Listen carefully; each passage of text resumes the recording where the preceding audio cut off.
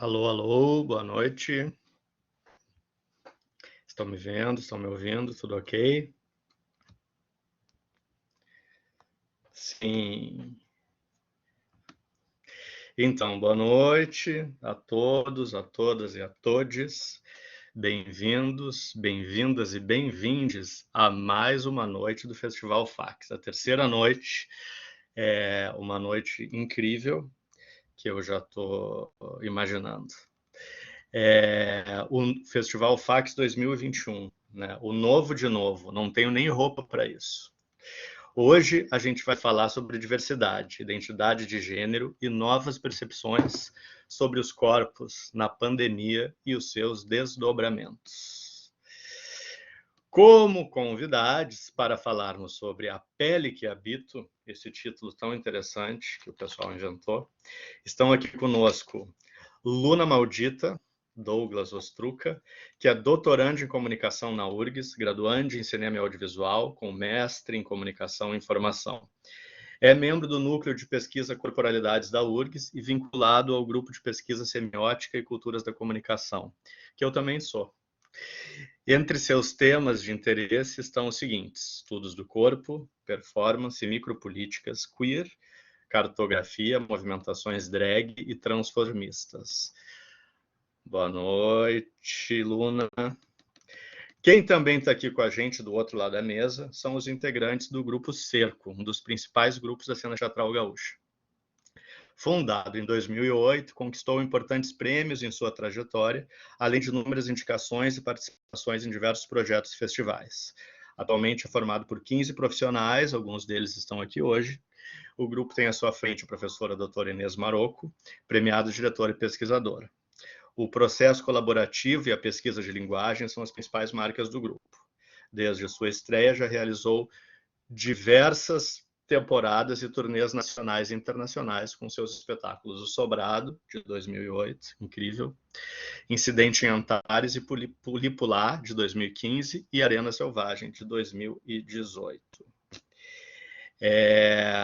Luna, pessoal do Grupo Cerco, sejam bem-vindos. Muito obrigado pela disponibilidade, por terem aceitado participar dessa nossa terceira noite aqui do Festival Fax. Eu queria lembrar a todos, né, que a gente, durante o bate-papo, né, o nosso debate, o chat aqui vai estar liberado para que vocês façam perguntas, né, aos alunos e professores que estão presentes. Pode ser feita diretamente pelo chat. Tá? E o link para comprovação, antes que comecem a perguntar, já vi que alguns já perguntaram, antes que comecem a perguntar, o link para comprovação das horas presenciais, né, das horas complementares, serão colocados no chat daqui a pouco. Né? A produção vai colocar ali como é que vocês fazem para garantir ali as suas horinhas, tá bom? Antes de começar, então, a nossa noite, eu queria dizer o óbvio, né, mas, enfim, nesse momento nem sempre é tão óbvio assim, que não serão toleradas de maneira alguma manifestações de ódio, desrespeitosas, racistas, machistas, LGBTfóbicas, de intolerância religiosa ou com preconceito de qualquer natureza nesse debate. Se alguém ousar alguma dessas expressões e atitudes, será automaticamente limado do debate. Muito obrigado pela presença de todo mundo. É um prazer estar aqui mediando esse debate, essa mesa tão legal. Para mim é uma honra, né? Essa terceira noite do festival. Espero que o último festival que a gente vai fazer dessa forma remota, né? Que bom que a gente está conseguindo fazer, mas eu acho que está todo mundo querendo estar junto, né, de novo. Né? Acho que o ano que vem a gente vai estar todo mundo com outras roupas, outras peles e querendo se tocar, se pegar, se olhar melhor. Tá? É uma honra mesmo estar mediando esse debate com esse tema tão importante, tão fundamental, principalmente nesse momento que a gente vive nesse país. Então, eu passo a palavra agora. Eu não sei se a Luna, tu tá com a câmera, tá tudo ok? Não sei se tu quer testar.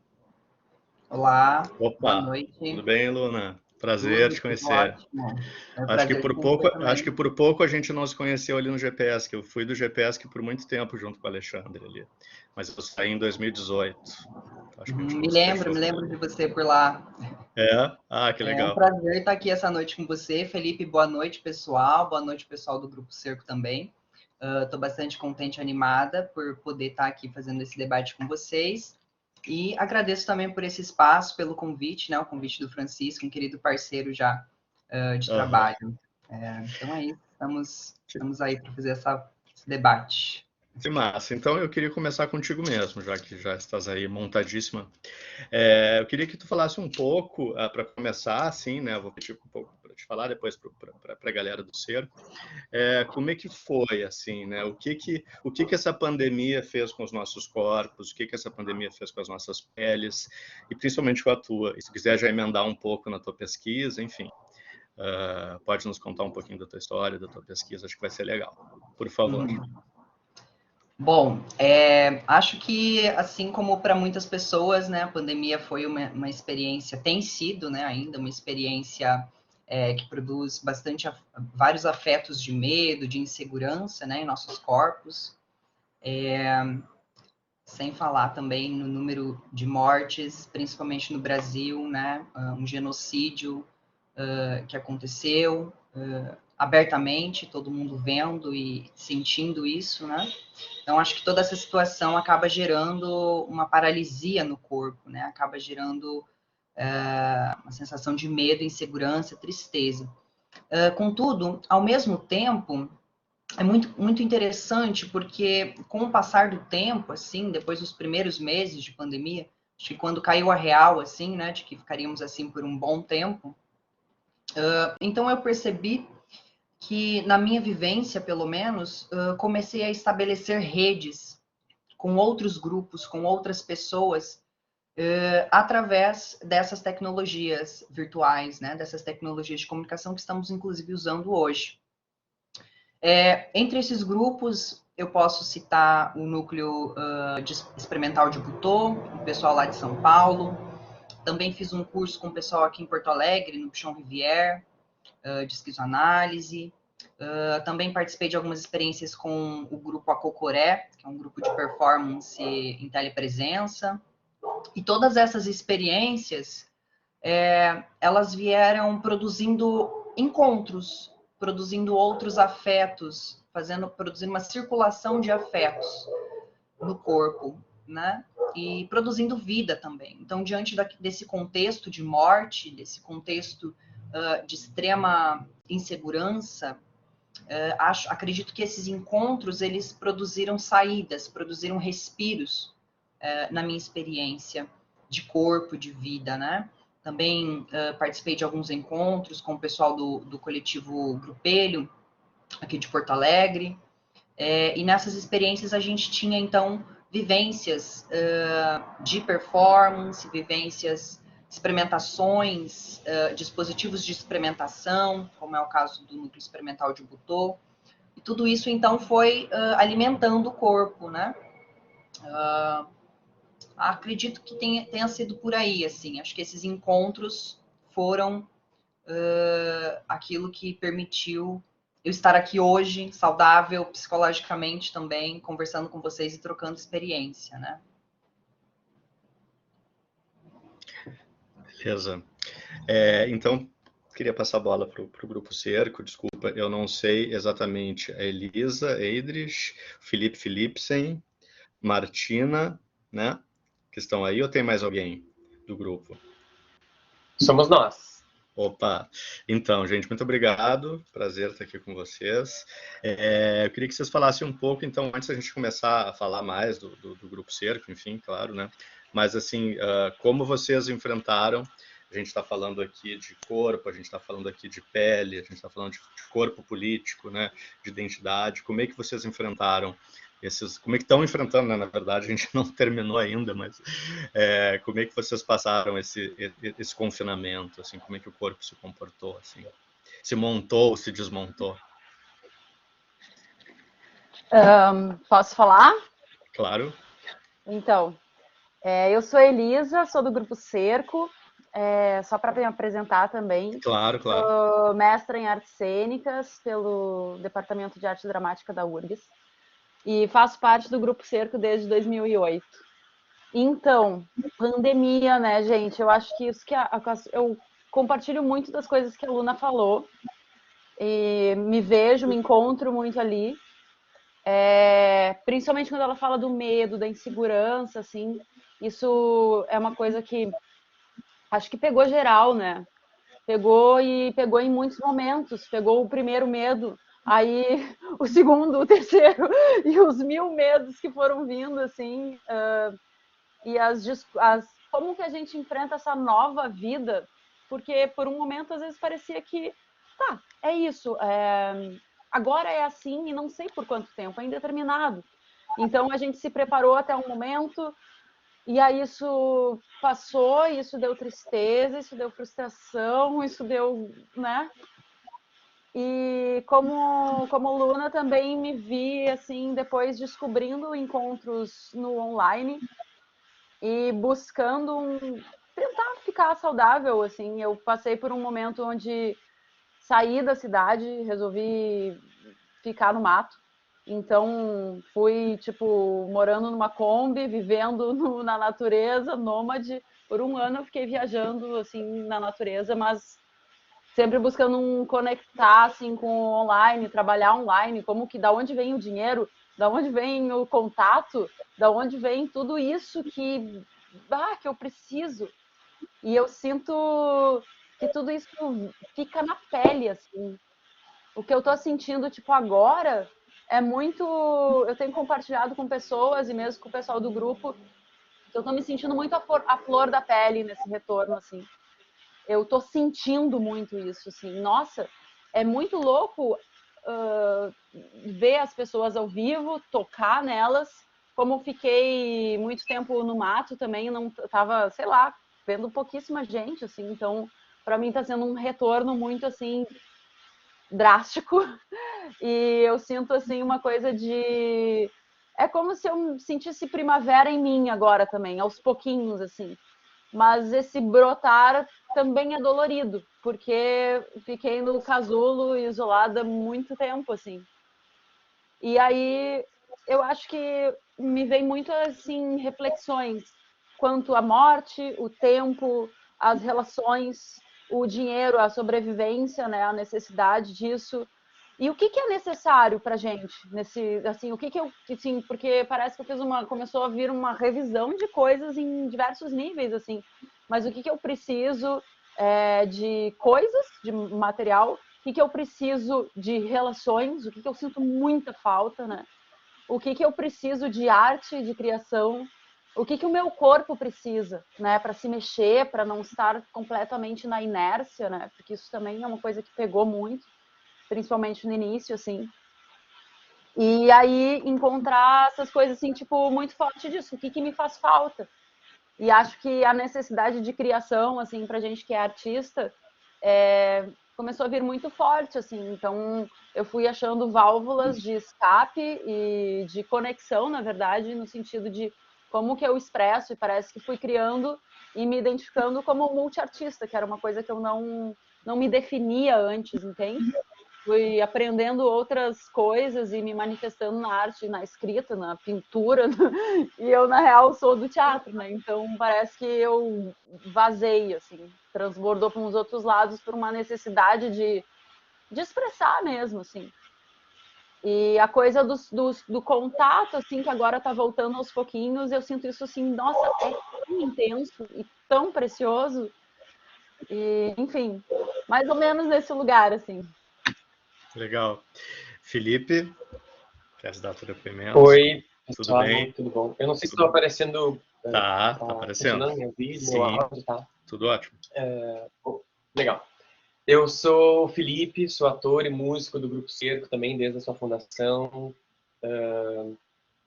Sou mestre em artes cênicas, sou doutorando em artes cênicas pelo programa de pós-graduação em artes cênicas da URGS. E, nossa, esse papo rende, né? Porque cada um de nós sentiu um universo. E cada um de nós sentiu vários universos. As coisas mudaram. A gente viveu várias pandemias diferentes, né? Mesmo quem esteve na mesma casa, com as mesmas pessoas, na mesma dinâmica, que não mudou, se trabalhava home office, continuou trabalhando home, todo mundo viveu momentos diferentes de pandemia. E acho que o pior momento para mim, na minha relação com o meu corpo, com o que eu faço, foi abril e maio de 2020, os primeiros meses da pandemia, porque o que bateu em mim foi uma questão de identidade. Eu dizia, eu sou ator, eu sou músico, porque eu faço teatro e porque eu faço música. Mas se não há mais teatro para se fazer, e se não há mais música para se fazer, o que eu sou? De repente eu me vi dentro de casa, sem ferramenta para fazer o que eu fazia, né? Sem as pessoas, sem os contatos, sem um monte de coisas que a gente passa anos treinando. Palavras que a gente ouve em sala de ensaio todos os dias. Olho, respiração, escuta, contato, juntos, pessoal, se escutem, visão periférica, espaço. Nada disso mais existia. Tudo isso se resumiu ao olho da câmera, aquele pontinho. E a tela que me devolve. E a não sincronia, né, o fato de não dar para fazer música pela internet, isso tudo bateu muito assim para mim em termos de identidade. E também mesmo quando comecei a tirar ideia do papel, começaram a surgir coisas para fazer, não só para ocupar o tempo e ganhar dinheiro, que são coisas muito necessárias, ocupar o tempo para a sanidade mental e ganhar dinheiro, porque vivemos nesse sistema, me deparei com o fato de que eu já não era mais ator e já não era mais músico. Eu era iluminador, eu era câmera, eu era figurinista, eu era editor, eu era social media. E tudo isso muito essa questão existencial do que eu faço ter sido desvirtuado. Agora eu fiz aqueles joguinhos de palavras que o pessoal adora, né? Nos textos acadêmicos de parênteses. Mas eu desvirtual, sei lá. É isso, sabe? De repente me vi em outro caminho. E tudo isso passando por um momento muito sozinho, né? Também. No meu caso, foi muito sozinho, né? Eu estava morando com pessoas e tal. Mas, como eu disse, vivemos várias pandemias. Agora estamos vivendo novos momentos da pandemia, né? Que são as pequenas reaberturas, o alívio de estarmos, na maioria, com o esquema vacinal completo, sabe? Se encaminhando, números baixando. Só que, de repente, a gente se confronta com reaberturas diferentes.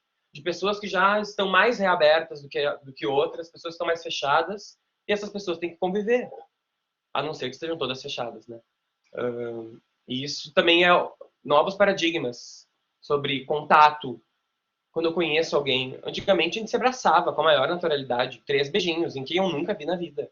E hoje em dia, parece, né? Vou me aproximar de uma pessoa, é muito já. Enfim, dá para ir longe, mas para começar tá bom. Coisas que eu penso muito, sabe? Sim, sim. Não, mas a gente vai ter bastante tempo ainda. Martina, quer te apresentar? Não sei se tu tá por aí, tá com câmera ou...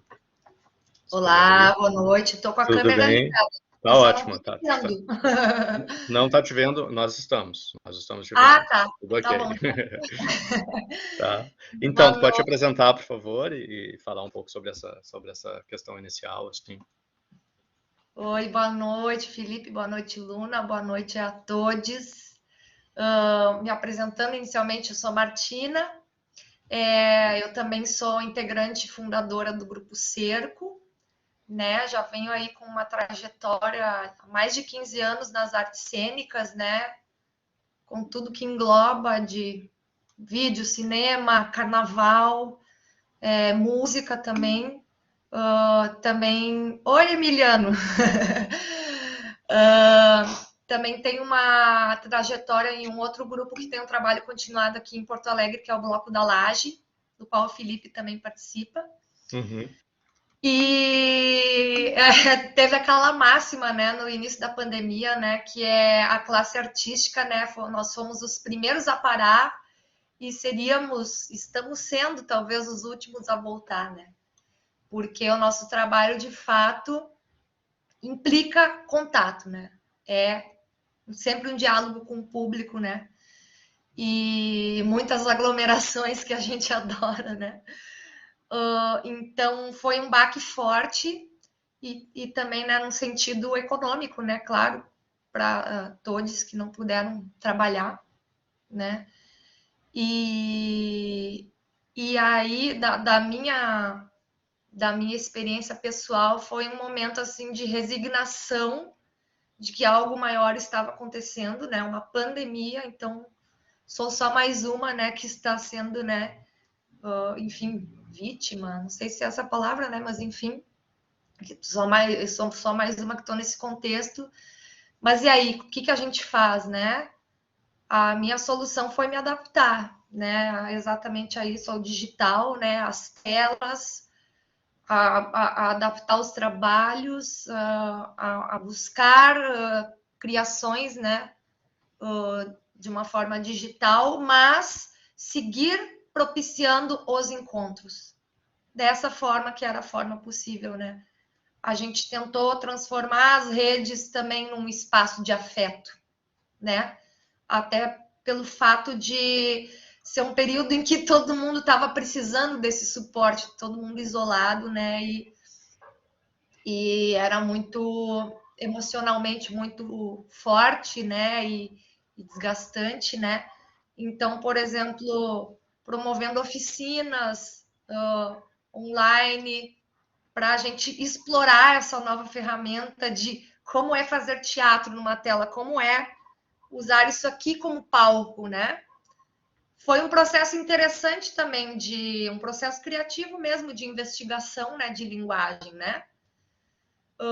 Também, por exemplo, participei de festas online também, né? A gente tentando promover o encontro, promover a celebração, apesar do momento tão duro, né, que a gente estava vivendo.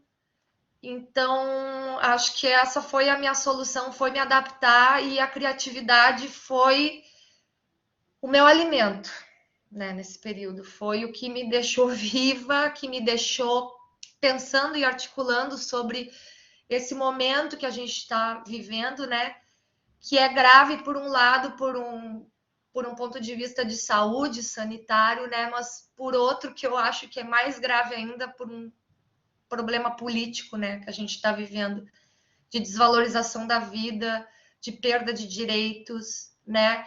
A classe artística também teve sob essa pressão muito forte, né? Porque a gente está vivendo um desaparelhamento, né?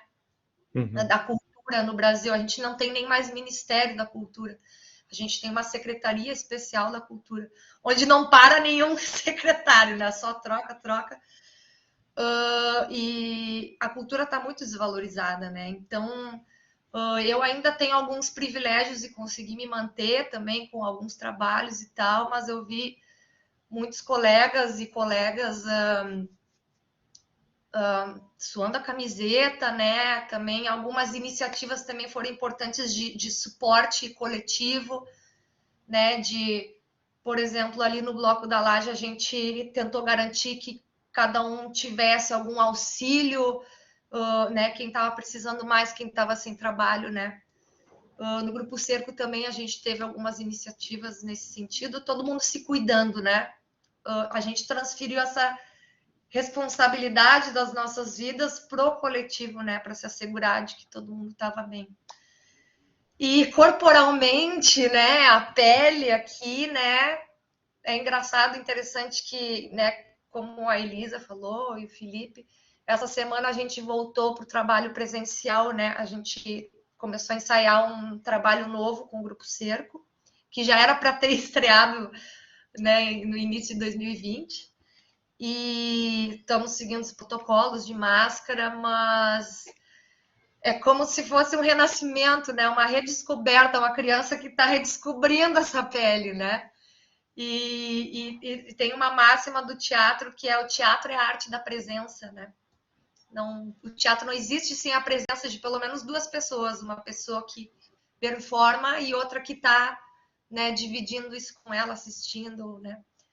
Então, está sendo um mergulho muito intenso, como a Elisa falou, assim, e até de de afirmação dessa identidade, sabe? Tipo, de pertencimento. Eu pertenço a isso, eu pertenço a esse espaço do teatro, né? Esse espaço de ludicidade, de troca, de afeto, né? Então, mas foi dura a pandemia, né? E é bem isso, a gente vai. Eu tô indo aos pouquinhos, tateando, né? Passo a passo, né? Porque é um processo, né? O vírus segue por aí, né? A pandemia segue, né? Então, acho que a gente tem que ter muita cautela, né? E sempre se informando, indo passo a passo, né? Garantindo de que tudo vai ficar bem. Legal. Bom, obrigado, Martina. Bom, primeira rodada de apresentações e mais algumas questões. Agora eu queria passar a bola de novo para a Luna, para a gente fazer esse bate-bola, assim. E aí tentar entrar um pouco no nosso mais, né? Enfim, a gente está falando aqui de corpos, de pele, né? De reconfiguração dessas peles, dos corpos pós-pandemia, ou na pandemia, na verdade, né?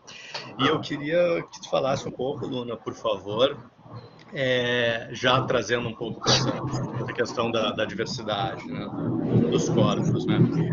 Eu sei que tem toda uma pesquisa, enfim, lá no teu mestrado, tem um livro publicado, né? Mas eu queria que a gente pudesse avançar numa discussão em relação aos corpos LGBTQIA+, nessa pandemia, assim, né? A gente tem várias questões para tratar disso, né?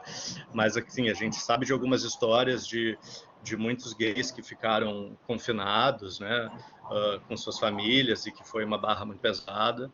A gente também sabe eu particularmente conheço um amigo que transicionou na pandemia, né, que teve que o isolamento fez com que ele se descobrisse e enfim, e adquirisse uma nova pele, né? 1 ano e meio depois ele saiu para as ruas com outra pele, né?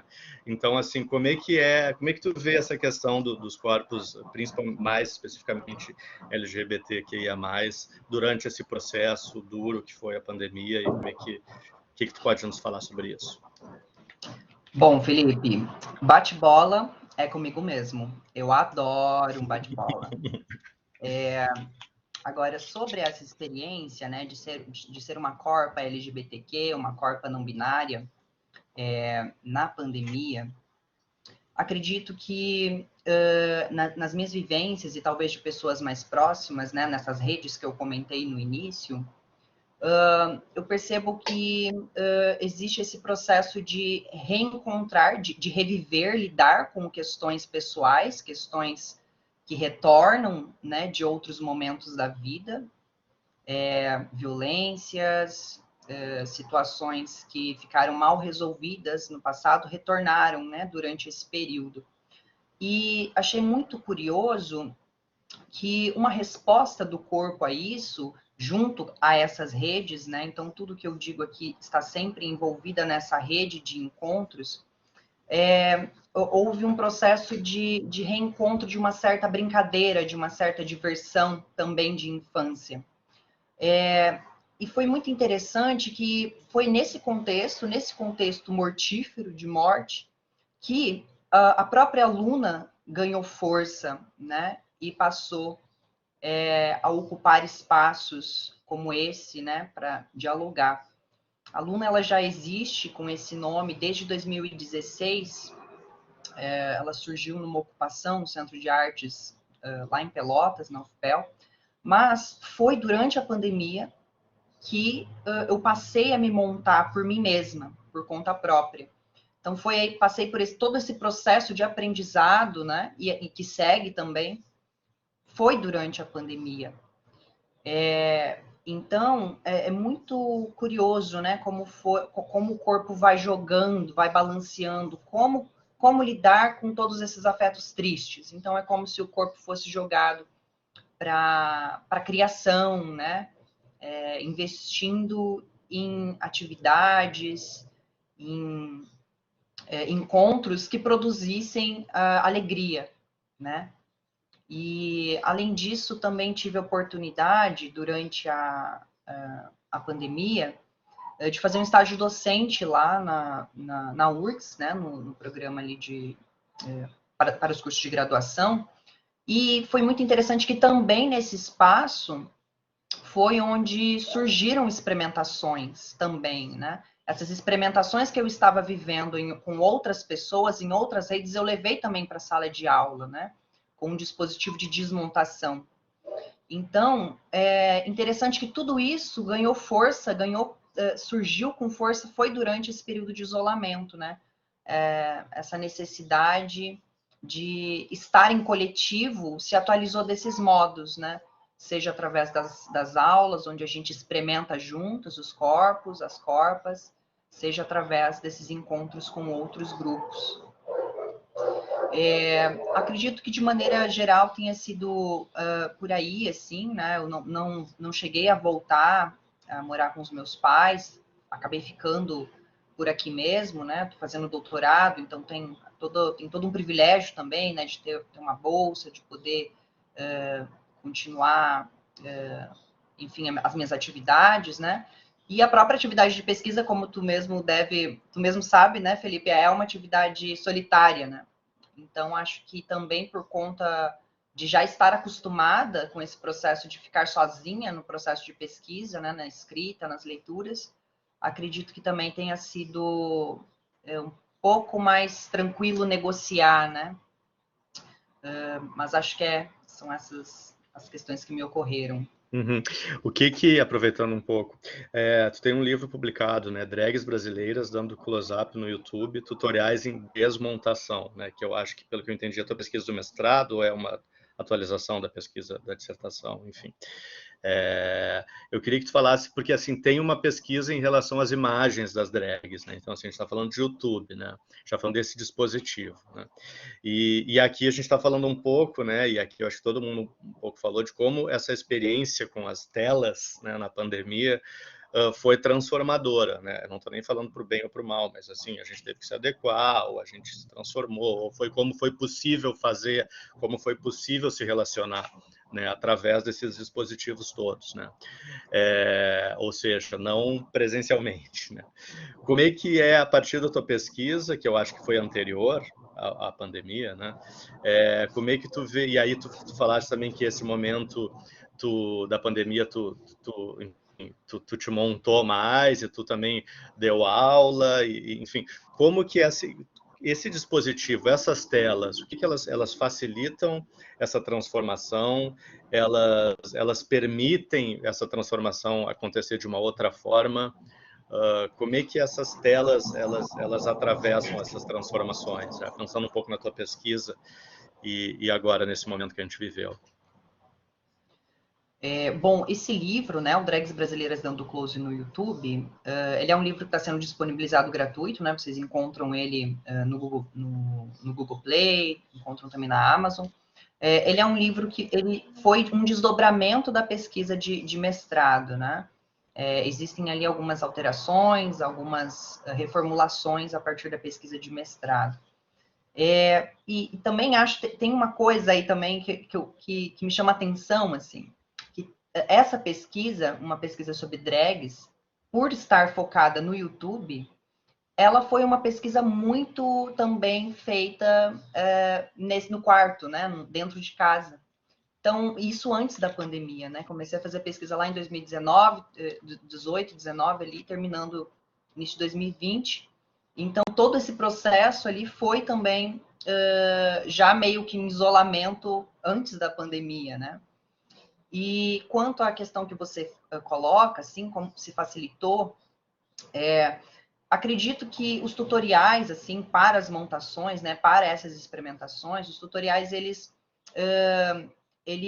facilitam, né, eles são incentivo, eles são ferramentas, né, são ferramentas que nos permitem adquirir um conjunto de técnicas, um conjunto de saberes, não só sobre as montações, mas sobre outras coisas também, né, como trocar o chuveiro. Né? A gente procura tudo no YouTube e aprende ali, né, desse modo. Mas, na minha vivência, pelo menos, esse se montar sozinha com o YouTube também teve alguns percalços, assim.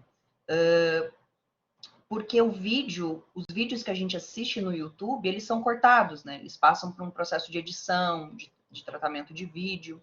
Então, a gente não tem todo o processo, de fato. A gente tem um passo a passo cortado. E para mim isso foi um pouco difícil, assim, né? De, às vezes, entender algumas técnicas, de conseguir, de fato, colocar em prática somente olhando no vídeo. Aí talvez seja uma questão pessoal, assim, né? De talvez ter mais facilidade de aprender junto com outras pessoas, olhando outras pessoas. Mas ouvindo outras drags, assim, elas sempre recomendam, né? Vai no YouTube, olha tutorial. Recentemente, agora, a semana passada, retrasada, eu tive a oportunidade fiz uma oficina de montação, de desmontação, né, com algumas colegas, pessoalmente, presencialmente. E essa foi a primeira vez que eu me montei, depois daquela ocupação, né, lá em 2016, foi a primeira vez que eu me montei junto com outras pessoas. E, nossa, é uma experiência muito diferente, assim, é uma outra experiência, um outro lugar, você estar com outras pessoas, fazendo o processo da montação, compartilhando saberes, trocando saberes, mas ao mesmo tempo trocando afetos, né? Trocando experiência de vida. Então, essas são coisas que eu não encontrei no YouTube, por exemplo, né? Essa troca, esse envolvimento, essas conexões que a gente consegue no presencial, né? Então, acho que foi mais ou menos por aí, assim, essa vivência com o YouTube. Uhum. Beleza. Eu vou fazer mais uma questão aqui para o Grupo Cerco, e aí eu espero que a nossa digníssima plateia já comece a preparar algumas perguntas para os nossos convidados. Elisa, Felipe, Martina, falando ainda então, trazendo para o nosso tema aqui, né, da diversidade dos corpos, da potência dos corpos, né, da transformação dos corpos, mais ligado a uma LGBTQIA+, no universo da diversidade dos corpos. Eu queria saber o que vocês... Bom, o Grupo Cerco tem enfim, uma tradição de ser um grupo, enfim, libertário, que está, enfim, militante ou engajado nessas questões, né, da diversidade dos corpos. Né? E ao mesmo tempo, aqui vários de vocês também são do Bloco da Laje, que também tem essa questão mais catártica, né, revolucionária, libertária, né, dos corpos, né, o corpo como um animal político, né, estético e político. Né? Como é que vocês veem, então, essa questão? E aí eu queria trazer um pouco, porque, claro, não tem como a gente não comentar, e eu acho que também é um pouco interessante que vocês falem, como é que é viver nesse momento no país, sendo artista e tentando levar uma questão mais libertária dos corpos, da diversidade, para a rua, né, e às vezes ser censurado por isso. Né? Então, assim, enfim, como é o grupo em relação a tudo isso e como é viver nesse momento com essa pressão assim que a gente vive, para não dizer outras palavras. Eu acho que tem uma coisa, eu vou contextualizar também, não sei se todo mundo sabe o que aconteceu recentemente com a gente, que foi o seguinte, né? A gente tem um espetáculo infantil que se chama Pulipulá. Nós três aqui, eu, Martina e Lipsen, somos do Pulipulá, que é um grupo, é um espetáculo infantil sobre a brincadeira de pular corda. Muito legal. E então é um espetáculo muito alegre, muito para cima, energia de ocupar espaço público, da alegria, da música, do encontro e da brincadeira. Então, de celebrar a brincadeira. E a gente estava muito empolgado porque estava voltando, tinha apresentações contratadas desse espetáculo numa escola particular de Porto Alegre. Tinha 4 apresentações contratadas. E essa escola já tinha nos contratado lá em 2018, antes da pandemia, né? Eu acho que é bem bom isso, que conversa com a tua pergunta. Então, antes da pandemia, antes de tudo isso e desse momento genocida e horrível, tô rindo, mas é só de nervoso, gente. Essa escola já conhecia esse trabalho, e aí a gente realizou a primeira apresentação nesse colégio do espetáculo Pulipulá, e depois tivemos as outras 3 canceladas. Por quê? Porque a gente utiliza a linguagem neutra no espetáculo, né? O espetáculo começa com meninos e menines, sejam todos bem-vindos, a brincadeira de pular corda. E aí, então, foi a primeira vez que isso aconteceu na nossa vida. O espetáculo ele estreou em 2015 e desde lá realizamos, eu estimo que aproximadamente 200 apresentações, mas isso não é preciso, tá?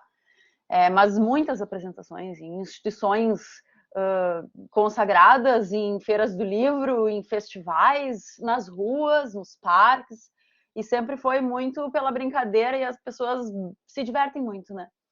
Então foi a primeira vez que a gente teve isso questionado e a gente, assim, levou foi um baque com isso, né?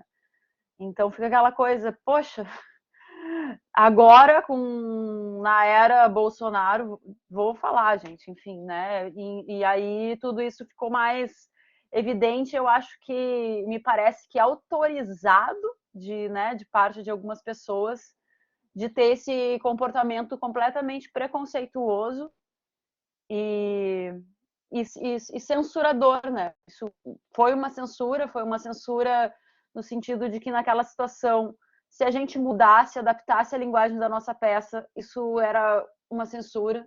Se a gente não apresentasse, que foi o que aconteceu, né? Não apresentando, isso é uma censura. E, enfim, acaba com o direito de expressão, acaba com o direito de expressão na arte, acaba com... Foi horrível, a gente ficou abaladíssimos e não só por, assim, muito menos por nós, mas pela situação, entende? Pela situação gravíssima que estamos passando no país. E aí esse genocídio que vimos tanto nas vidas sendo perdidas pelo Covid, por toda a situação, esse genocídio, ele é muito maior do que isso, né? Eu fico até emocionada ao falar, assim, porque dói na gente, entende?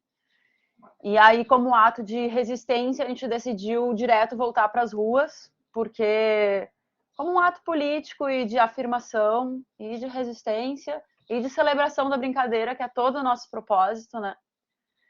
E eu acho que daí salientar que para a gente era muito importante utilizar a linguagem neutra nesse espetáculo, porque vem já de uma tradição da brincadeira de pular corda, foi onde a gente pesquisou no início, na construção desse espetáculo, como sendo marcada como uma brincadeira de menina, sabe?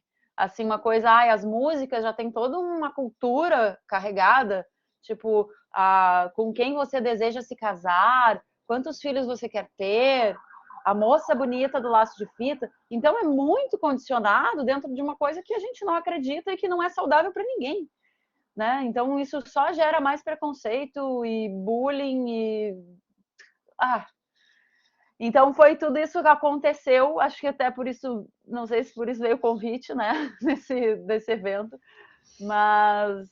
Acho que não só por isso, mas isso também, enfim, para essa discussão eu acho que é importante. Então, só para contextualizar, foi isso e contando um pouquinho. Passo a bola aí para os meus colegas. Eu teria para dizer o seguinte, que eu acho que tem muitos grupos que militam, que são militantes, que fazem uma arte engajada, consciente, que discursa abertamente sobre os seus ideais, talvez até pedagógica em algum sentido, sabe, para difundir coisas. E eu nunca, se tu me perguntasse, eu não diria que o nosso grupo é o grupo da linha de frente de muita coisa, tá? Mas a gente sabe quais são os nossos valores. Nós somos artistas, nós conversamos, nós vivemos no mesmo país, nós sofremos com as mesmas coisas. Enfim, política faz parte da arte. Mesmo que eu não em cena panfletear, entre aspas, sabe? Mas os nossos valores estão ali. Como quando a gente monta Incidente em Antares, que é um livro baseado numa obra do Érico Veríssimo, que é sobre a censura, é sobre a liberdade de expressão, é sobre a ditadura. Foi lançado em 71, durante o AI-5. Se passa em final de 63. vira o ano no final do livro, né, da narrativa, e inicia 64. Então, tudo que acontece naquele livro sobre censura, sobre os mortos que voltam e podem dizer o que antes era calado, o que era torturado e morto, sobre o que é esse livro? E sobre o que é esse espetáculo? Nossos ideais fazem parte do que a gente faz com arte. Mas me impressionou muito, nesse caso que a Elisa relatou, o quanto muitas pessoas, a maioria das pessoas que opinaram, não sabiam do conteúdo do espetáculo e presumiram coisas que eu fico pensando, a ideia de que possa haver ideais de diversidade num espetáculo assusta. Há muitos ideais de diversidade nesse espetáculo. A gente deixa isso transparecer no sentido de que todo mundo pode brincar, que usa a linguagem neutra, porque inclui a todos. Mas sobre o que essas pessoas acham que é o espetáculo, sabe? O que elas acham que a gente está fazendo para ser ruim, falar todos? O que há de ruim?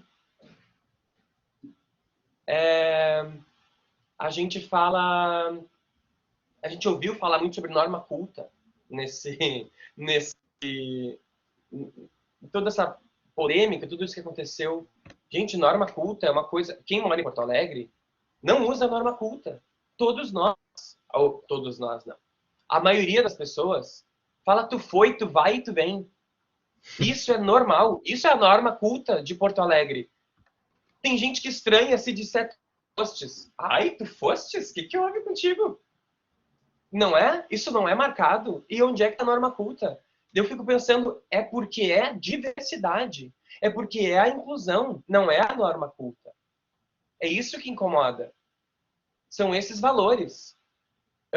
Mesmo que como pano de fundo para uma coisa que é sobre a brincadeira de pular corda, que nasce no nosso imaginário, das crianças que fomos, dos adultos que somos, na hora de fazer um espetáculo sobre pular corda. Brincadeira de pular corda é brincadeira de menina, e nós não queremos isso. Como que nós vamos remediar isso? Vamos usar a linguagem neutra. E me impressiona o tamanho que as coisas tomaram. Por que diversidade? Por que inclusão? Uhum. Posso complementar? Claro. A Luizada falou. É sobre esse aspecto da diversidade, né? A gente vê isso, esse medo, parece um medo da diversidade, né? O conservadorismo, ele age a partir do medo, né? Da modificação das coisas, né? Então, sobre um aspecto linguístico, até a galera, eu tô vendo que está no chat falando sobre isso, né? Sobre a linguagem neutra. A linguagem neutra é relativamente recente, né? E eu vejo que ela está em exercício, assim, exercício no sentido de experimentação ainda, né? Mesmo nós, né, colegas do Grupo Cerco, fizemos essa experimentação no espetáculo, mas a gente não usa o tempo inteiro a linguagem neutra, mas a gente está experimentando e creio que ela surgiu por uma demanda social, né? Uma resposta de que precisamos assumir que existe uma diversidade de gênero na nossa sociedade. A começar pelo próprio cisgênero, né? Somos homens e mulheres, então, como comentaram outro dia comigo, podem ter 100 pessoas numa sala, 99 mulheres. Vão se referir a todos vocês, todos, né? Sendo que 99 são mulheres, né? Então, já parte daí que a gente já tem uma cultura linguística, né, patriarcal, né? E a cultura, ela é muito forte no sentido de criação imagética, né? De como a gente vê as coisas. E de aceitação de que não existe, né, o binarismo de gênero, né? E a gente está precisando reconhecer isso enquanto sociedade, e isso virou um terreno de disputa político, né? E a gente precisa reconhecer isso em sociedade porque, por exemplo, o Brasil é o país que mais mata pessoas trans, né? Isso é muito grave, né? Então, a gente trazer isso para a linguagem é uma questão de representatividade, né? Mas aí, em termos linguísticos, eu considero que ainda é um terreno experimental que precisa ser discutido, mas ele precisa ser discutido, precisa ser uma discussão construtiva, né? E eu coloco uma coisa que que a gente tem falado muito, que uma língua é viva, né? A gente não fala o português arcaico lá da época do descobrimento, né? As línguas se modificam, inclusive tem países que já adotaram a linguagem neutra, né? Então, assim como o Felipe, eu vejo que a maioria das pessoas que comentaram o nosso caso, elogiando a escola que censurou o nosso espetáculo, e às vezes com muitos comentários de ódio, porque hoje em dia está liberado, né? Quem grita mais alto é quem tem razão, parece, né?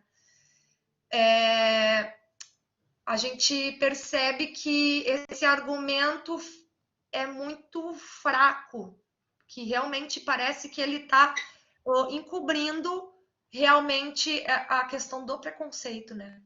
E aí teve um pai que escreveu, né, lá na escola, no grupo de WhatsApp, que acho que foi um dos pais que existe um grupo de pais de WhatsApp que se chama Pais Sem Partido, né, nessa escola, que a gente observa que provavelmente é uma alusão ao Escola Sem Partido, né?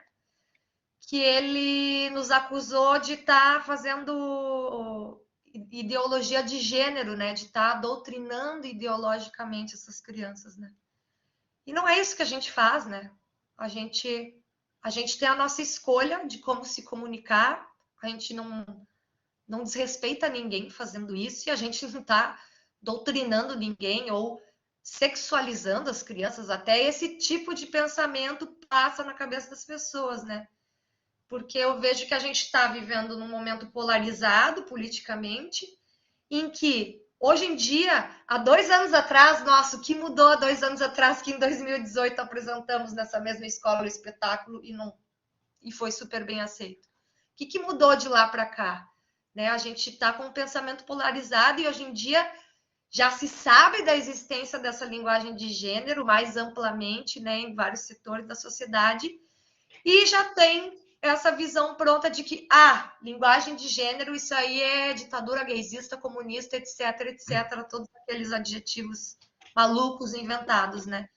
Então as pessoas já tomam um partido, né? Sem mesmo conhecer ou querer entender, né, o que significa isso, né?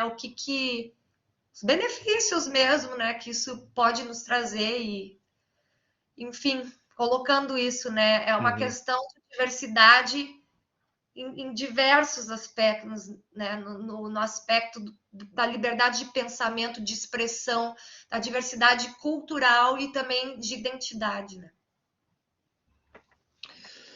Isso aí. A gente está aqui numa escola de comunicação, né? Acho que é super importante a gente falar sobre isso, porque essa questão é uma questão da linguagem neutra, né? Uma questão que esbarra num problema linguístico e num problema político, né? E as pessoas usam como desculpa, né, a língua, mas na verdade o que elas estão querendo é justamente exacerbar um grande preconceito, né?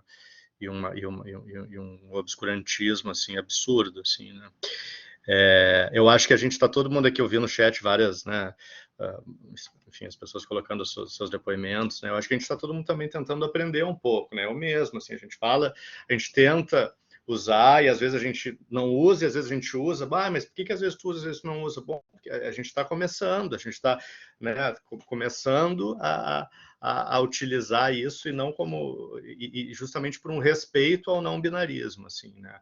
Um respeito à diferença, um respeito à diversidade. Ninguém quer obrigar ninguém a ser alguma coisa, né? Ao contrário, a gente quer respeitar aquelas pessoas que são, né? Eu tenho uma pergunta aqui da plateia, e que é o seguinte: a Maria Eduarda, também eu acho que um pouco a ver com isso que a gente está falando, né? A Maria Eduarda Gomes fala, tem uma dúvida, que eu acho que tem a ver um pouco com isso que a gente está aprendendo também, né? A gente está aprendendo a utilizar essa linguagem neutra e acho que não existe um utilizar certo ou errado, eu acho que a gente tem que, enfim, tentar utilizar de uma forma respeitosa, eu acho que só isso, né? A gente tem esse costume no dia a dia, no supermercado, por exemplo, diz a Maria Eduarda, que quando a gente quer chamar a atenção de alguém que não conhecemos, a gente fala, com licença, moço, com licença, moça, já atribuindo um gênero no automático, sem querer. Como a gente perde esse costume de deduzir o gênero de desconhecidos e se adapta ao pronome neutro? Enfim, vocês têm algo a dizer sobre isso? Para Maria Eduarda, Luna, Felipe, Martina, Elisa? Que a gente adivinha já, né? Já olha para a pessoa e já diz, moço, né? Algum momento a gente vai perder isso? Ou essa é a discussão, né? Eu acho que a questão que a pergunta coloca é um pouco específica sobre o vocativo, né? Como tu te refere a uma pessoa de um modo neutro. Eu confesso que eu não tenho resposta para esse caso do vocativo, de com licença, senhor, senhora, cidadão, sabe? Meu bruxo, a gente vai ter que achar o que é esse vocativo neutro. Não tenho agora a resposta, tá? Pode ser que já exista e eu só não esteja educado sobre isso. Mas, quanto à questão de deduzir o gênero das pessoas, é um exercício mesmo, né? Mix, cupincha, neutro. O pessoal tá bem criativo. No Twitter, com certeza, se a gente botar essa pergunta, vai ter uma lista de excelentes vocativos neutros. Mas o deduzir o gênero de uma pessoa parte do que eu chamaria de ideologia de gênero, tá? É o que eu considero, na minha cabeça, ideologia de gênero. É uma pessoa estar grávida e fazer uma festa com decoração azul e rosa para anunciar a genital da criança. Isso, para mim, é inacreditável que exista. Essa fixação que a gente tem com gênero. Eu percebo isso na sociedade, mas eu percebo isso em mim também. Eu tenho amigos que não falam português, que às vezes me pedem para ensinar português para eles. E eles escrevem textos sem o gênero. Porque, sei lá, falam inglês e daí escrevem, eu encontrei com Martina. E aí eu tive o impulso de dizer, olha, em alguns lugares do Brasil se fala assim, mas aqui a gente fala com a Martina. E eu mesmo parei para pensar, mas gente, tá completamente certo. Natal da Nora Puta, vamos lá, voltar para ela. Tá completamente certo. Tu dizer, eu encontrei com Martina. Estava na casa de Martina. E a gente tem um hábito aqui no Rio Grande do Sul, sei lá, na região, nas pessoas que eu convivo e falam português como eu, de botar gênero nas pessoas. Isso é um hábito que é dispensável. A gente tem uma cena no espetáculo onde pessoas participam. E eu mesmo me peguei limando as palavras que presumem o gênero de quem está participando. Em vez de eu dizer, agora eu quero que a equipe da Martina e do João faça tal coisa. Eu tenho a opção de dizer, agora eu quero que a equipe Martina e João faça tal coisa. É um detalhe, mas eu não presumo o gênero de ninguém. E eu acho que isso parte de um exercício mesmo, de a gente encontrar essas ferramentas. As próprias palavras neutras, né, com E, já servem para o geral que antes, ou outrora, se usou com o O, né? Então eu posso dizer boa noite a todos. Isso exclui uma galera. Ou eu posso dizer boa noite a todos. E já contemplar todo mundo com uma letra só. A gente ainda tem o hábito de dizer todos, todas e todes. Mas o todes torna isso tudo dispensável. E também é um hábito. Também é um hábito falar e ouvir palavras com gênero neutro. É um hábito. Às vezes tu lê uma coisa escrita, sei lá, qualquer adjetivo que tenha gênero, bonito, aí tu lê bonites. Talvez tenha um segundo que a pessoa tem que pensar que palavra é essa, porque ela não está acostumada a usar gênero neutro. Mas a partir do momento que a gente vê isso no nosso dia a dia, isso se normaliza. E eu frequento muitos lugares onde é super normal dizer todos. E é muito engraçado ter contato com a bolha fora desses lugares, onde é algo notável. Para mim é completamente corriqueiro. Em alguns lugares é polêmico, inclusive. Sim. Luna, tu quer debater sobre esse assunto da linguagem? Achei a questão da Maria Eduarda muito interessante, assim, né? Porque ela permite a gente pensar sobre... Ela vai, ali no finalzinho da pergunta dela, ela vai dizer assim, como a gente perde esse costume de deduzir o gênero de desconhecidos e se adapta ao pronome neutro. Eu acho que nessa pergunta, o que a gente poderia desdobrar daí é o processo de reconhecimento, né, pelo qual a gente enquadra os corpos, não só o gênero. mas a gente o tempo todo faz isso, vê as pessoas e a partir dos códigos que a gente tem, a gente rebate e enquadra esse corpo, né? Essa questão que a Maria Eduarda coloca, ela nos leva a questionar os nossos pressupostos, né? Do porquê uma barba, um bigode é associado com masculinidade, né? Ou do porquê um rosto oval, como no caso a gente vai ver na montação drag, por que um rosto oval ele é lido como um rosto feminino, enquanto um rosto quadrangular é lido como um rosto mais masculino, né? Ou porque as formas do corpo, por que um corpo que tem um quadril mais largo é lido como feminino, né? Então é um conjunto de códigos, né? É uma questão que ela parece simples, mas ela é bastante complexa, porque ela traz essa problematização, assim, né? Acho que é uma boa questão também. Eu não sei se é possível parar, interromper esse processo, né? Porque eu tenho a impressão que quando a gente olha, antes mesmo da gente se posicionar sobre o que a gente está olhando, já aconteceu. A gente já produziu um reconhecimento do outro corpo. Eu acho que é algo que passa, inclusive, por um processo inconsciente de leitura, né? Agora, isso que o Felipe disse, me parece um caminho, né, Felipe? Questionar os nossos hábitos, né? Se a gente olhou e já pressupôs que é um homem ou é uma mulher, então vamos dar um passo atrás e questionar os nossos hábitos, questionar os nossos códigos, né? A fixidez dos nossos códigos. E eu acho que isso, inclusive, vai para além de pessoas não binárias, né? Quantas mulheres, às vezes, não se enquadram dentro dos códigos daquilo que é lido como feminino ou como mulher? E também tem problemas por isso, né? Ou quantos homens também não se enquadram dentro dos códigos de masculinidade, dos ideais de masculinidade e feminilidade. Então, acho que a gente pode direcionar essa questão da Maria Eduarda para esses ideais, questionar esses ideais, né? Que regulam a produção do gênero nos nossos corpos.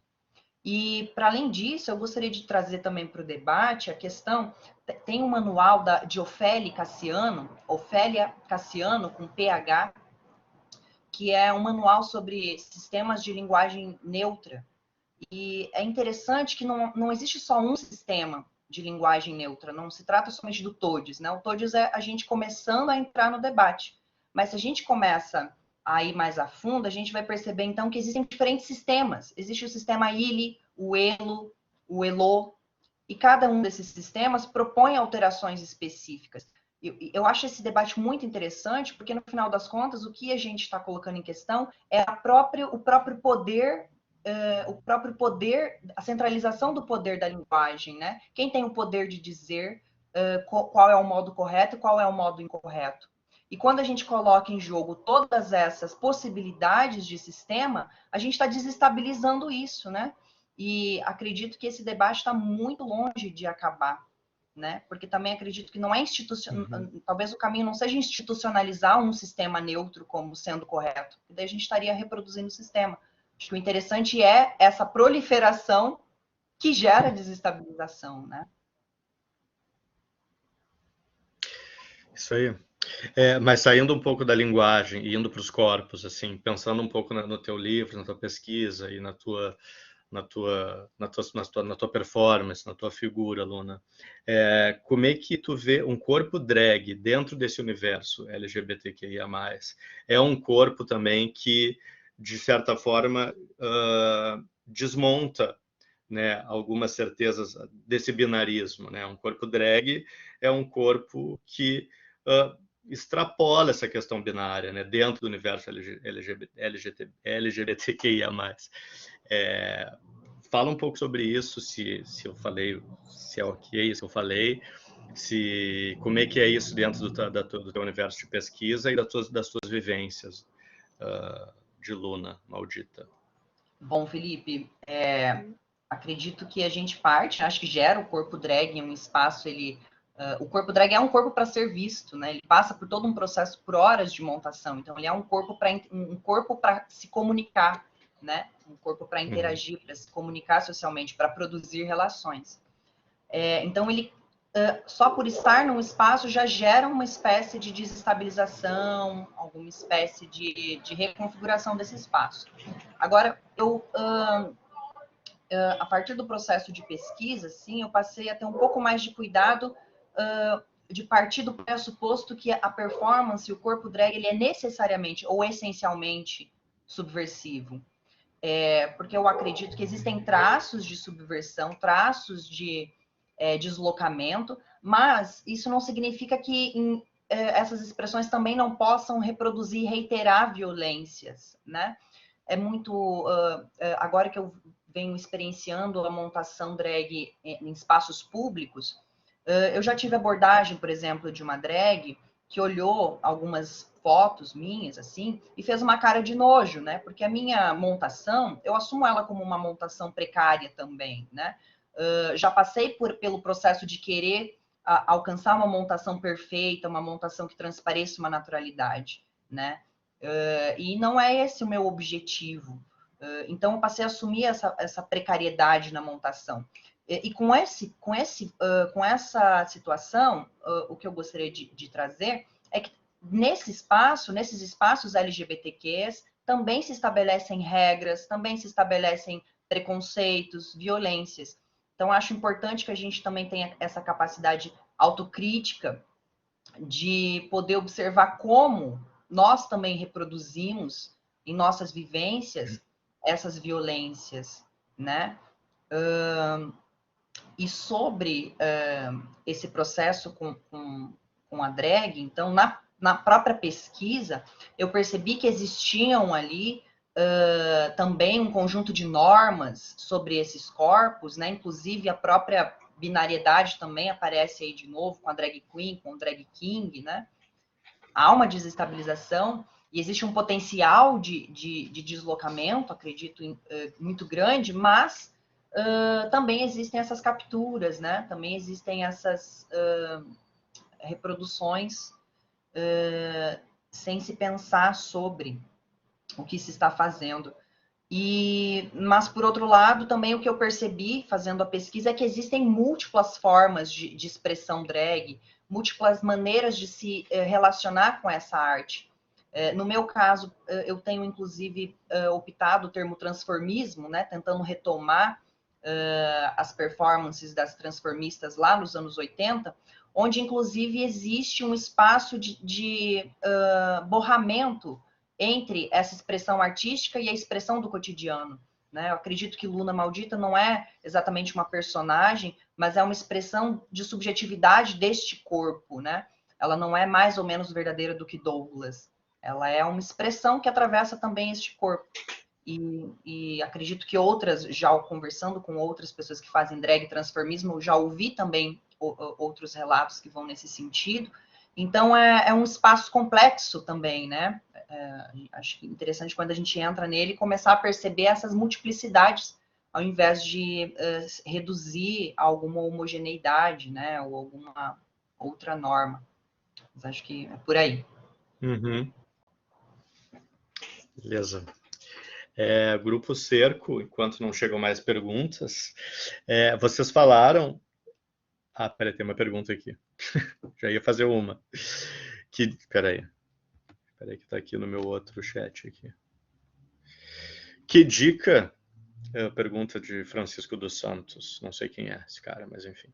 Que dica vocês dão para a pessoa LGBTQIA+, que vai encontrar a família na ceia de Natal após a pandemia? Luna, quer começar? Depois de 2 anos confinada, é isso, Francisco?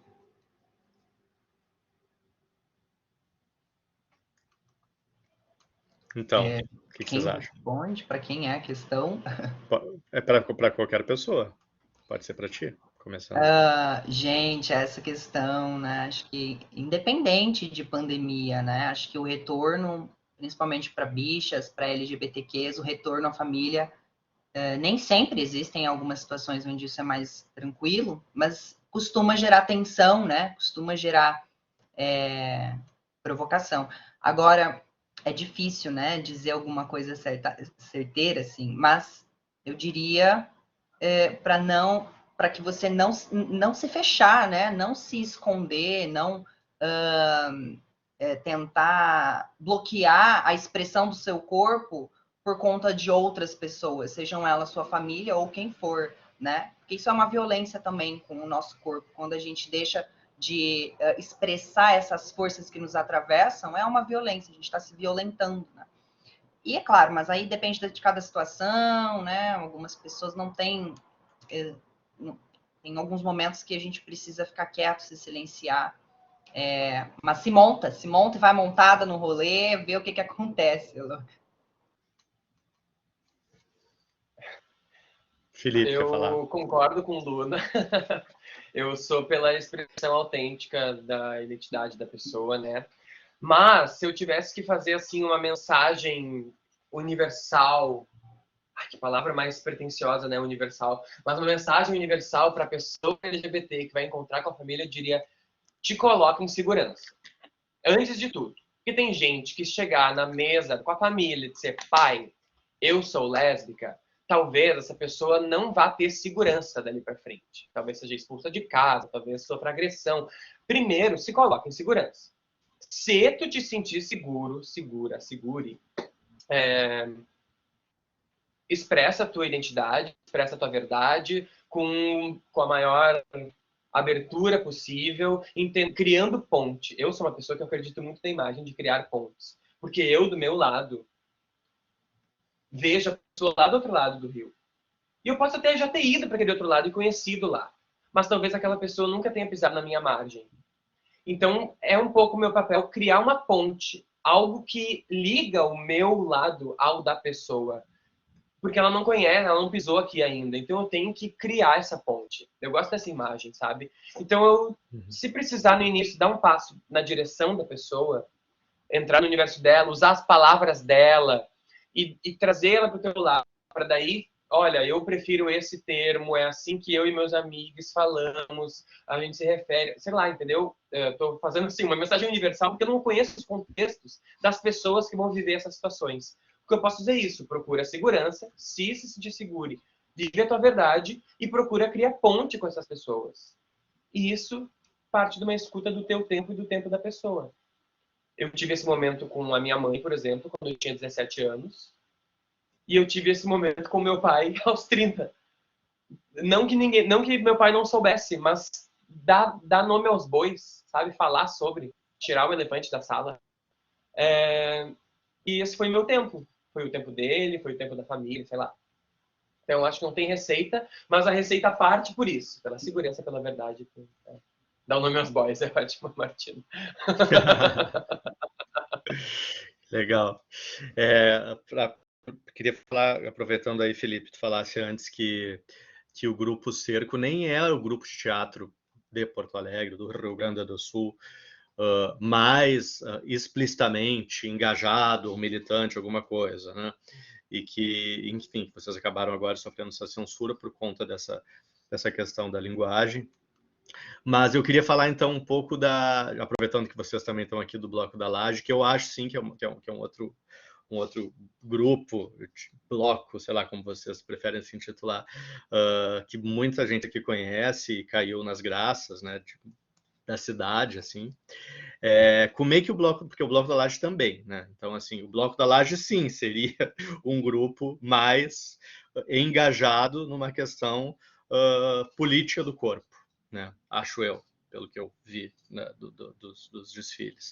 E como é que é o Bloco da Laje nessa questão da diversidade? Claro que as coisas são muito naturais, é carnaval, mas, enfim, tem um pensamento político e estético por trás da galera, né? E, no entanto, ele é super seguido, assim, né? O que é muito legal, assim.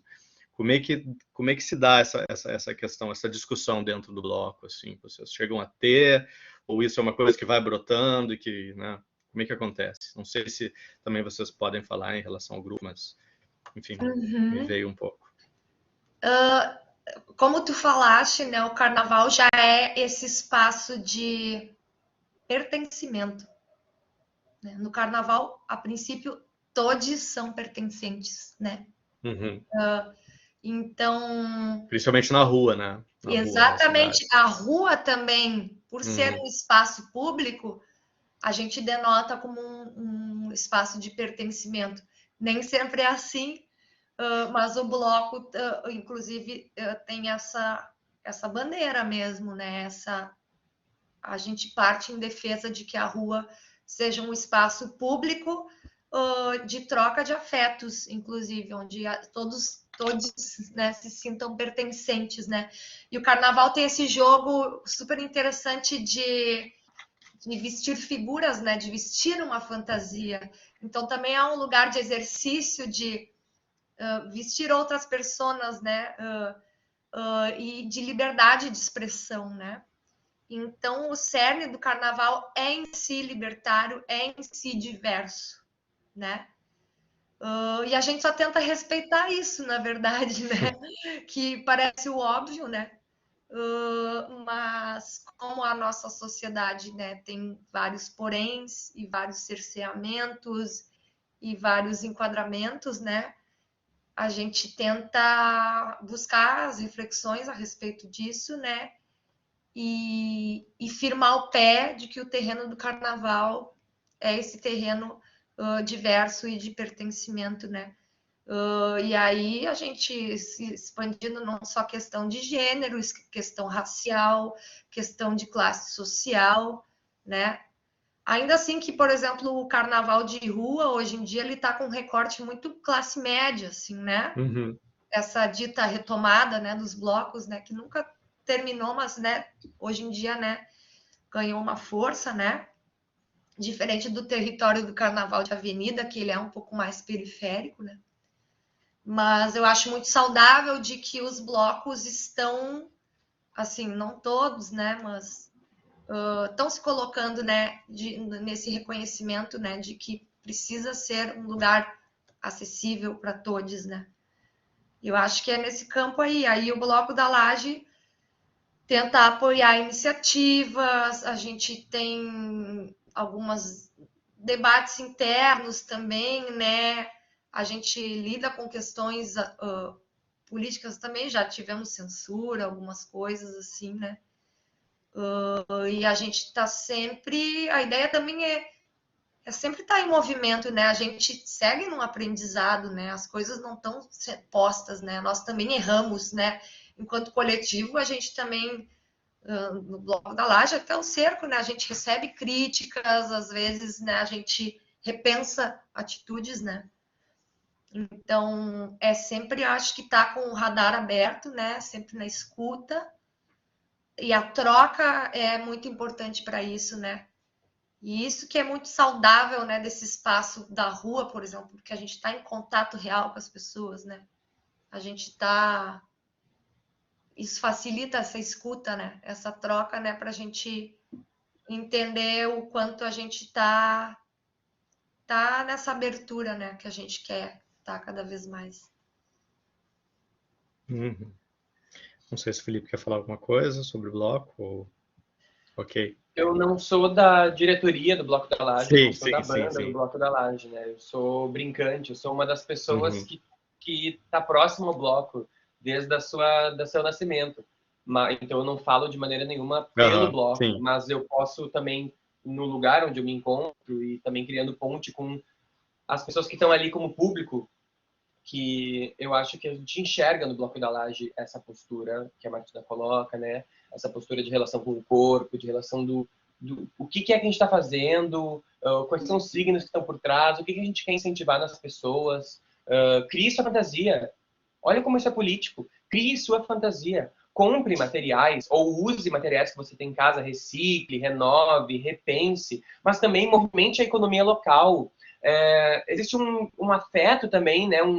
Uma poética no fazer a sua própria fantasia-se. Isso é potente. Quando o Bloco da Laje assume publicamente essa postura de, nos dias que precedem, dizer, já estão preparando a fantasia, ó, quero ver, né? Criando isso no imaginário das pessoas, isso é diferente de outros blocos, talvez, que convidam para, sei lá, pinta lá no dia. E beleza, pinta lá no dia também. Mas eu percebo essa postura por saber que o Bloco da Laje nasceu de pessoas também vindas do teatro, entre outros universos, mas também teve sua raiz no teatro. Dionísio está presente em cena no Bloco da Laje.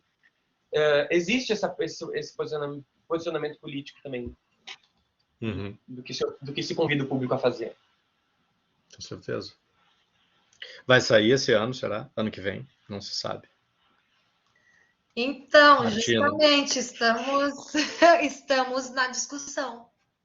A gente está construindo isso e a gente percebe que é uma responsabilidade muito grande aglomerar 20 mil, 30 mil pessoas na rua. Sim, sim. Então, isso também é uma questão de responsabilidade. Né? Não é uma escolha que pode ser assim muito leviana. Então a gente está nessa discussão e é triste porque a rua e a aglomeração é aquilo tudo que a gente gosta, né? Mas de fato é uma das maiores aglomerações de Porto Alegre, é o nosso bloco. E assim, pensando que a gente está vindo dessa pandemia, que a vontade de explodir, a responsabilidade se torna ainda maior, né? Porque todo mundo está na expectativa, né? Então a gente está pensando com muita calma e ponderação nisso. Infelizmente, a gente ainda precisa ponderar muito, né? Porque a nossa vontade é de e taça glitter e vambora, né? Bota o bloco na rua, mas ainda estamos na pandemia, então ainda seguimos ponderando.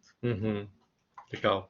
Pessoal, eu vou fazer aqui as últimas perguntas e se não tiver mais nenhuma manifestação da nossa plateia, eu vou começar a encaminhar o final e agradecer aos nossos convidados.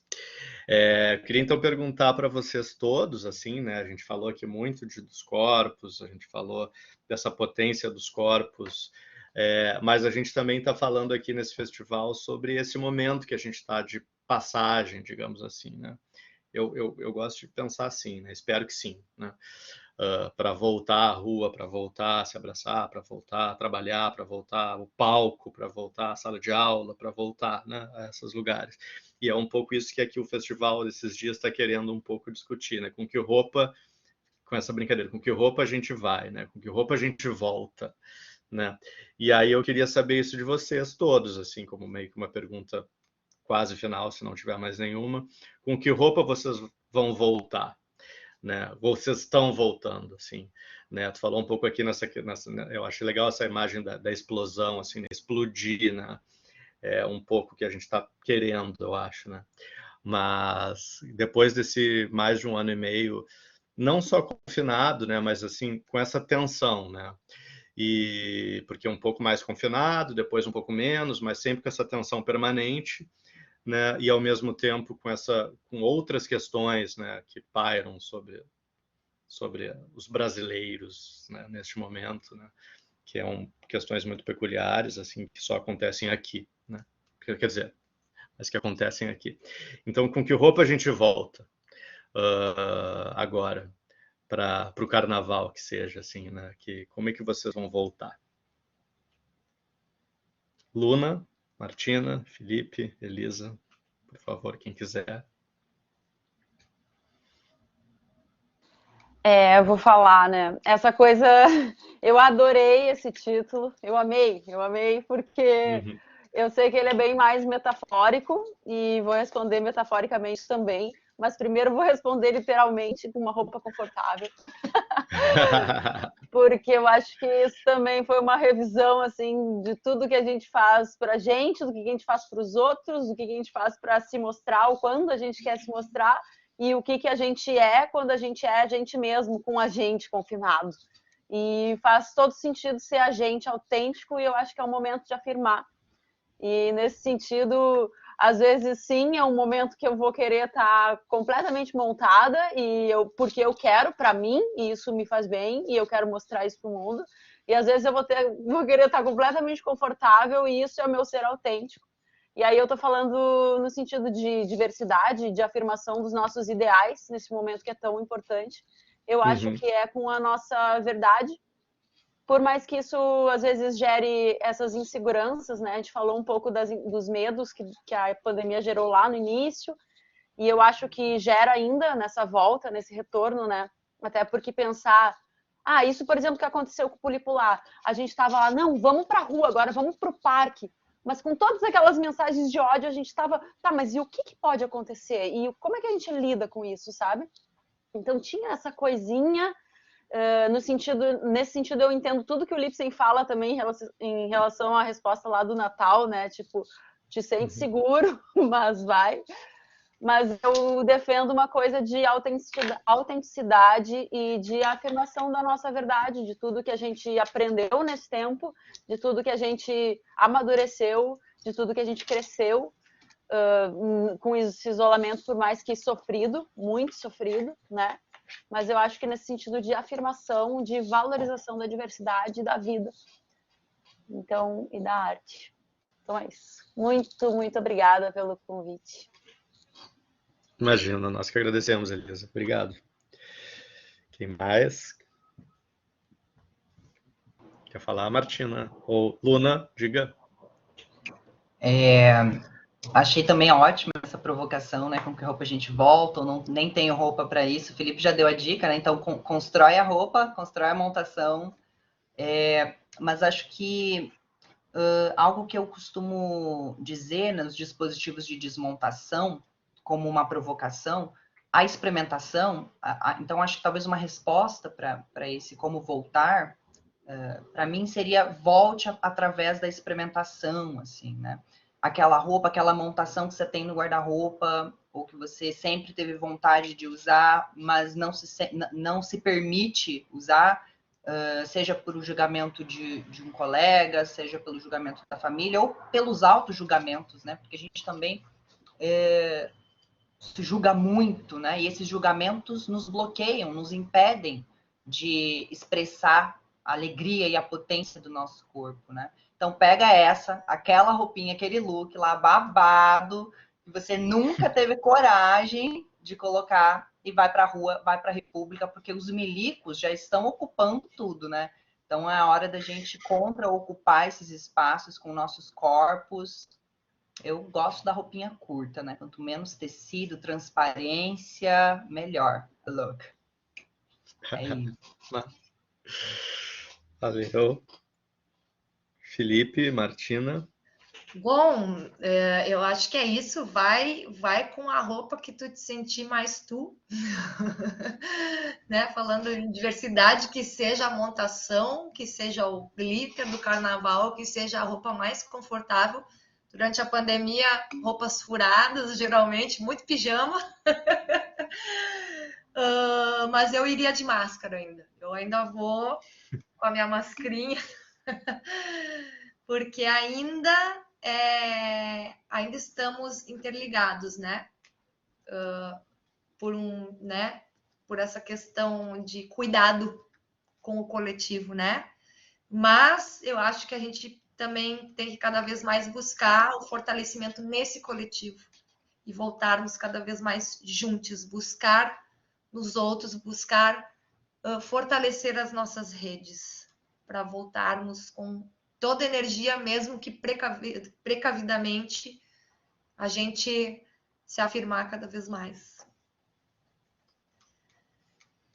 Muito bem. Felipe. Eu acho que eu vou responder metaforicamente também. Sabe quando a gente para pensar que roupa a gente tem que usar, porque a gente para ler a previsão do tempo? A gente tem que fazer uma escolha bem informada. E eu, como a Martina, acho que a gente também tem que fazer escolhas bem informadas sobre a questão pandêmica. A roupa que eu vou, ela exige máscara nesse momento. Porque o tempo tá para isso. Sabe? Quando eu olho a previsão do tempo, lá fora o tempo tá Covid. Eu preciso sair de máscara. Há ambientes em que a máscara pode, né, ao ar livre, com distanciamento, com o avanço da vacinação, a gente pode fazer escolhas melhores. Mas essas escolhas nascem de um bom app do tempo. Um bom jornal que publica a previsão do tempo para mim. Para eu saber que se vai chover ou se vai fazer sol. Se eu tenho que lavar o saco de batata palha ou se eu tenho que abrir a janela. Se ninguém te disse que tem que abrir a janela, tu tem que mudar o teu app de previsão do tempo. Voltando agora da metáfora da previsão do tempo para o Covid, a gente precisa estar bem informado para fazer boas escolhas sobre a roupa que a gente vai usar. Porque se eu for ter que ficar muito perto de outras pessoas, eu não vou usar paetê. Porque o paetê, quando a gente raspa na pessoa, ele pode estragar. Então, se eu vou ficar distante das pessoas, eu posso usar um paetê, posso usar uma roupa mais com volume, um vestido com uma saia bem rodada, um bambolê enorme na base. Porque eu vou precisar criar um distanciamento com outras pessoas. eu acho parte dessa boa informação sobre que roupa a gente vai usar. Metaforicamente. Tá certo. Pessoal, alguém quer fazer mais alguma colocação? Pessoal da plateia, alunos, professores, funcionários?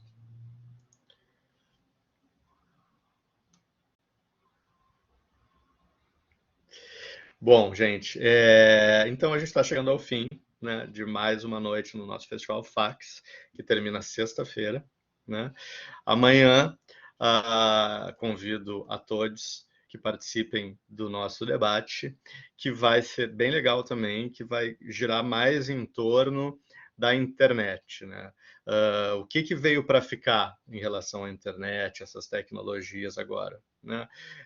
A internet das coisas, como é que a gente vai viver a partir de agora, se a gente vai conseguir se libertar dessas telas ou nunca mais, né? Elas já fazem parte de nós, e os algoritmos, e etc, etc, com o nosso convidado especial, que é a pesquisadora Camila Mosini Alister, né? E vai ter a mediação do Chico Santos. Vai estar bem legal amanhã nesse mesmo horário, tá? Eu agradeço a presença mais uma vez, Felipe, da Martina, da Elisa, da Luna. Foi muito legal ter vocês aqui. Muito obrigado. Boa sorte. Se cuidem. Espero realmente que a gente, daqui a um ano, né, de repente no final do ano que vem, a gente não precise estar aqui discutindo nesse momento, por exemplo, a censura das artes, a censura da cultura no país. Eu espero que a gente possa estar celebrando os nossos corpos, estar celebrando a política da linguagem, a política dos corpos. Espero que a gente se encontre novamente, presencialmente, em algum carnaval. Obrigado a todo mundo e até amanhã. Tchau. Boa noite. Boa noite a todos. Tchau, tchau. Boa Boa noite. Boa noite. Muito obrigado. Vai, DJ. DJ, deixa pro DJ. Não tava